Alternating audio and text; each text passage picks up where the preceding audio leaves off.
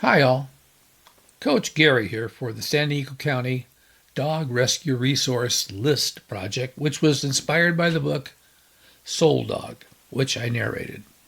Today's video comes from a chapter titled Surrender and tells the story much too familiar to those of you who work at rescue. It's the story of owner surrender.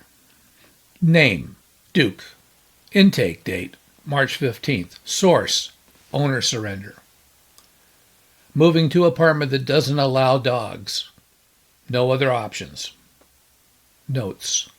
Male, 4 years, purebred golden retriever, neutered, fully trained, good with kids and other dogs, no behavioral issues, clearly loved, well-groomed, healthy weight, knows multiple commands. Family requested placement here for individualized care. Family cried during surrender. Dog watched them leave. The family arrived at 2 o'clock on a Tuesday.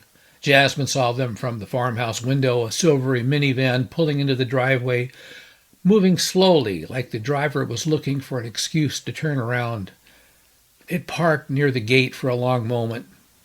No one got out. She walked down to meet them, giving them time. Owner surrenders were different from shelter pulls, harder in some ways, easier than others. The dogs came usually with histories, with paperwork, with people who loved them and couldn't keep them. The dogs came knowing what a home was, what it meant to belong to someone.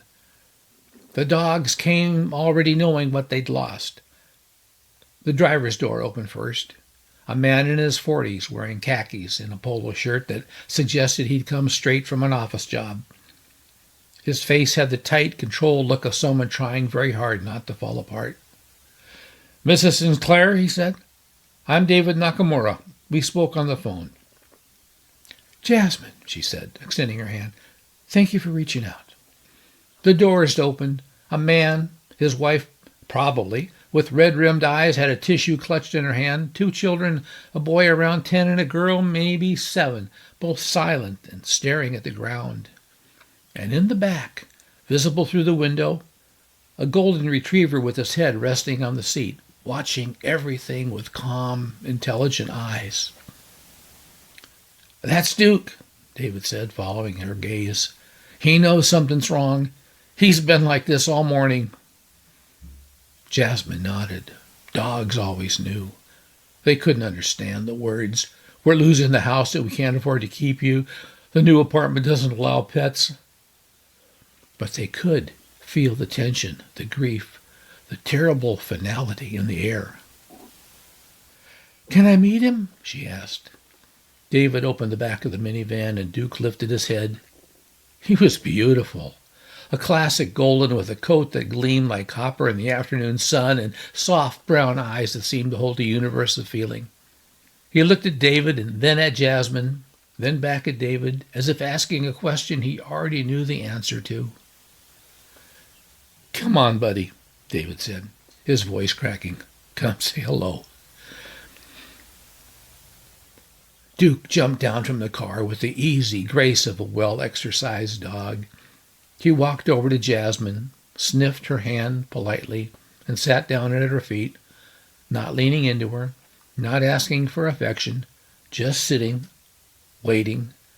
His eyes kept returning to David. "He's wonderful," Jasmine said quietly. "He is." David's voice was barely a whisper. "He really is." They sat on the porch of the farmhouse while the children walked Duke around the property. Jasmine had learned to do intake interviews this way. Let the family see the place. Let the dog explore. Let everyone have a moment to breathe before the hardest conversation of their lives. "We got Duke when he was a puppy," David said, his hands wrapped around his glass like he needed something to hold on to. "The kids were 3 and 6, and we just bought our house, this big place in Waimea, with a yard and everything. We thought we'd be there forever." The goodbye was the hardest part. Jasmine had offered to take Duke inside while the family left, a quick, clean break that some people preferred. But David had shaken his head. "He deserves better than that," he said. "He deserves to say goodbye." So now they stood in the driveway, all five of them plus Duke. And the late afternoon light was turning golden, and somewhere in the distance Rosie began her 6 o'clock bay. The little girl went first. She knelt down and threw her arms around Duke's neck, burying her face in his fur. "I'm sorry," she whispered over and over. "I'm sorry, I'm sorry, I'm sorry." Duke's tail wagged slowly, not happy, just responding to her touch, to the familiar smell of her. He licked her cheek when she pulled back, and she burst into tears and ran to the car. The boy was trying to be brave, 10 years old, that age where you're too old to cry in public, but too young to have learned how to hide your feelings.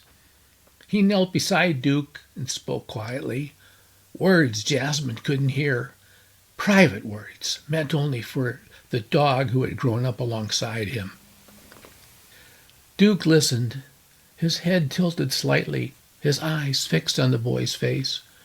And when the boy stood up, Duke's tail wagged again, and this time there was something almost reassuring in it, as if he was telling the boy it would be okay.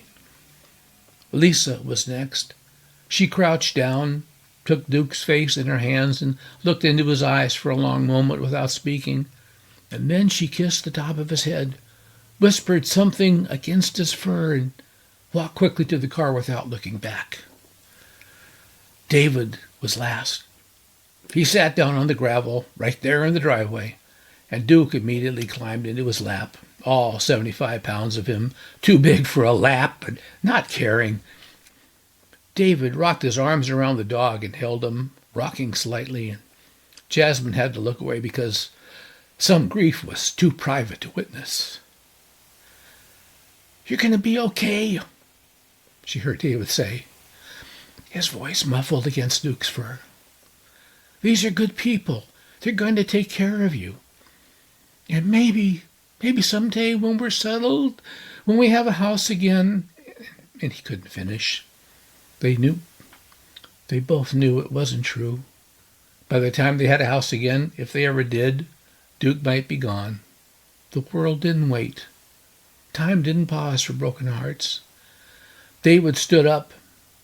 Duke stayed sitting, looking up at him, and his tail had stopped wagging. He knew. Of course he knew. "Take care of him," David said to Jasmine. "Please, please." "I will.